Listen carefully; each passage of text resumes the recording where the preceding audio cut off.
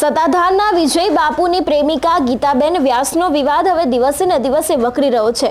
અત્યાર સુધી તેમના પ્રેમ પ્રકરણને લઈને અનેક એવા નવા ખુલાસા થયા છે, પરંતુ હવે વિજય બાપુના જે ભત્રીજા છે તેમનું જ એક ઓડિયો રેકોર્ડિંગ છે તે ખૂબ જ અત્યારે વાયરલ થઈ રહ્યું છે। આજે તેના વિશે જ વાત કરીશું।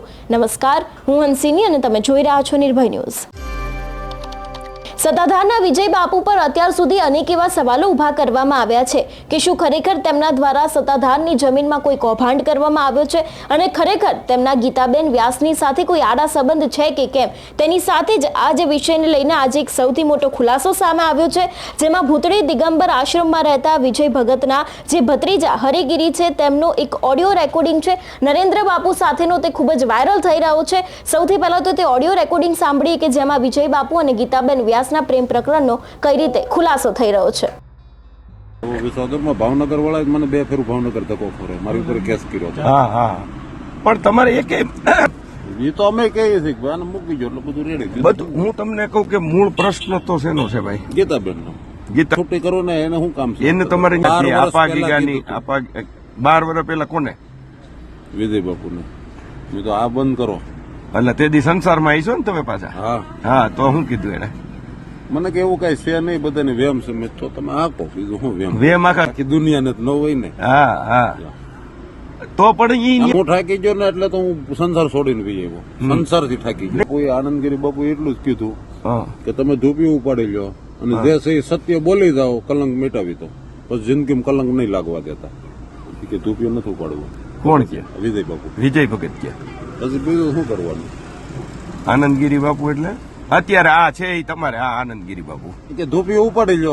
હા બસ વાત સત્ય તમે કહી ગયો કે આ સત્ય છે, હવે નહીં થાય એટલે હું કલંક મિટાવી દઉં। હા કલંકમાં એમાં ક્યાં બીજી વાત રહી એમ?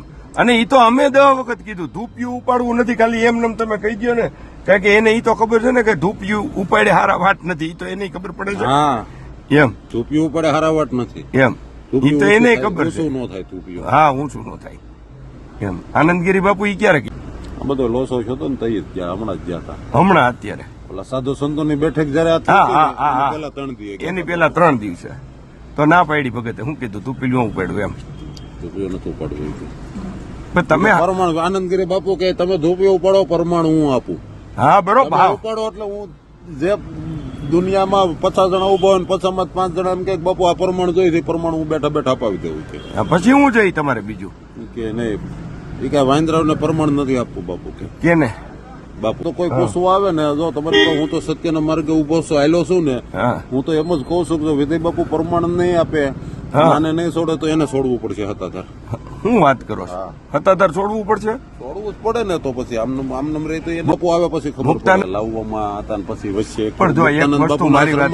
મુક્તાનંદ બાપુના આશ્રમમાં મીટિંગ થઈ હતી। હા થઈ હતી આજથી 8 10 11 વર્ષ પહેલા હા થઈ હતી। ત્યારે વિજય બાપુએ કીધું હતું કે હવે મારે જે હતું એ થઈ પૂરું થઈ ગયું, ગીતાબેન હવે મારે કઈ નહીં, હતા ધર્મ નહીં। જીવરાજ બાપુએ જવાબદારી લીધી હતી। જીવરાજ બાપુએ જવાબદારી નહોતી લીધી, જીવરાજ બાપુ એમ કીધું કે કાઢી મૂકો, એટલે મેન મુક્તાનંદ બાપુએ જવાબદારી લીધી। હા તો હવે મુક્તાનંદ બાપુની વાટે છે બધું। મુક્તાનંદ બાપુએ ત્યારે એમ કીધું હતું કે આમાં કઈ નહીં થાય હવે। હા બરાબર। સાધુ સમાજના ઉપપ્રમુખ એવી મુક્તાનંદ બાપુએ એને બનાવ્યા છે વિજય બાપુ। હા બરોબર છે। એટલે મુક્તાનંદ બાપુ કુંભમાં વી ગયા છે। હા એ તો બરાબર છે, વસંત પંચમી નું સ્નાન જાય પછી જ આવશે, ત્યાં સુધી નહીં આવે। હા નહીં આવે, બરોબર છે બરાબર।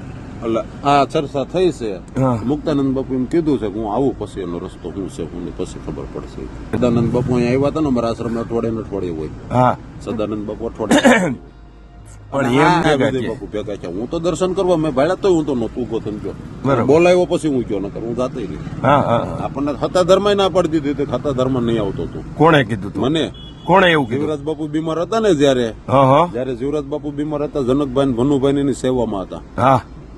ભનુભાઈ લાલાવદર ભનુભાઈ બહુ સેવા કરી। ભનુભાઈ હસ્તક મને ગાળું દીધી હતી। ભનુભાઈ હામાં બેઠા હતા ને મને વિજય બાપુએ ગાળું દીધી હતી। શું કામ? મને કઈ હતાધાર નહીં આવવાનું, હું જીવરાજ બાપુ ની સેવા કરવા રોકાણો હતો। વ્યક્તિ નું થઈ જવાનું, હતાધાર માં કોઈનું કામ જ નથી, આવતા જ નહીં। કા શું કામ? એને કે આ કઈ થોડી તમારી પેઢી છે? મેં તો કહી દીધું, મેં તો આ આપણે મોહન બાપા ખાતે નથી કરી દીધું। આ તો મુંડિયાનો માલ છે। સેવકગણ અહીંયા આવી શકે, કોઈ ના ન પડાય તમારથી દર્શન કરવા આવે, બાપુ દર્શન કરવા આવે ના ન પડાય તમારથી। બધા તમને ગાળી હોતી દઈ દીધી? ને તો તે હવે આપણે તો કઈ એવું ગણતા નથી, આપણે તો બીવે છે શું કામ એ જ નથી ખબર પડતી. હવે એક નસ દબાતી છે અહીંયા. નસ દબાય છે ગીતાબેન પાસે, એ મને ખબર છે. કાલનું નથી આ. હા અમરેલી ભણતા તેદુનું છે. વિજય બાપુ ભણતા ને અમરેલી હા તેદુનું આ લફરાવાળું છે. શું વાત કરો છો તમે? કોક નું છે તો ઈ આ કેટલા વર્ષ જોવાની વાતનું છે. જુવાની વખતનું ભગવાન બચાવે. ના પણ મારું તો કહેવાનું એક જ છે કે જો એને સંસારનું સુખ જોતું હતું તો સાધુ થવું નહોતું. ઈ વાત અને દિગંબર બાપુ જીવતા એને કીધું તો હતાધર ગયા ત્યારે હા. તો હતાધર જાશો પણ સફેદ કપડા છે, ડાઘ ન પડે, ધ્યાન રાખજે. દિગંબર બાપુએ હા, ડાઘ ન પડે, ધ્યાન રાખજે, નકર કોઈ બચાવી નહીં શકે. તો હવે પૂરું થઈ ગયું. જો દિગંબર બાપુએ જો આ વસ્તુ કીધી હોય તો હવે આમાં કોણ બચાવી શકે? અને એ વાત સાચી છે ને કે ભાઈ સફેદ કપડા છે, દાગ નો લાગવા દેતો. અને તોય મેં તો એને કીધું, સમાધાન મોકલ્યા હતા, મેં કીધું તમે કહી ગયો વિજય બાપુના કે ડિંગોર બાપુના ધૂણે આવી જાય હા અને ધૂણે આવીને એમ કહી દે કે આ બધી બાપુ મારી ભૂલ થઈ ગઈ છે, બાપુ સાંભળે છે, તો એનો હજી કલંક મીટી દે. બાકી હા કોઈ માફ. જે પ્રમાણે આ ઓડિયોમાં વાત કરવામાં આવે છે એ પ્રમાણે કે વિજય બાપુનું આ જે પ્રેમ પ્રકરણ છે તે ખૂબ જ જૂનું છે. જો કે આને લઈને વિજય બાપુથી હજી સુધી કોઈ જ સ્પષ્ટતા આપવામાં નથી આવી, એટલે સવાલો અનેક ઊભા થઈ રહ્યા છે. અનેક એવા તર્ક વિતર્ક સર્જાઈ રહ્યા છે કે ખરેખર વિજય બાપુ અને ગીતાબેનના વચ્ચે કોઈ આડા સંબંધો છે કે કેમ. તેની સાથે જ આ સવાલોની સાથે વિજય બાપુ ઉપર પણ અત્યારે હાલ આક્ષેપો કરવામાં આવી રહ્યા છે કે ખરેખર તેમના અને ગીતાબેન વચ્ચે ચાલી શું રહ્યું છે. જો કે હવે વિજય બાપુનો કોઈ જવાબ આપશે તેના ઉપરથી ખાસપણે ખબર પડશે કે ખરેખર તે લોકો વચ્ચે કયો સંબંધ રહેલો છે.